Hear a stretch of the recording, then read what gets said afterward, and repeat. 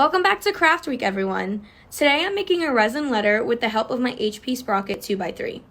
I'm using the sticker photo paper to print out pictures of some flowers and my adorable dogs. When working with the resin, make sure you're in a well-ventilated room and wearing gloves.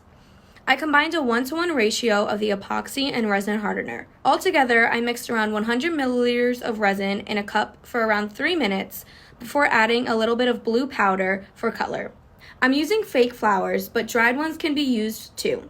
Real, untreated flowers can trap moisture in the resin and make them rot, and that is something we definitely do not want to happen during Craft Week.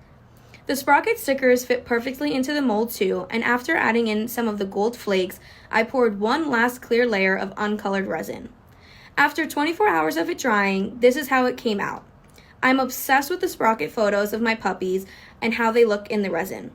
Let me know what you think of this down below, and happy crafting!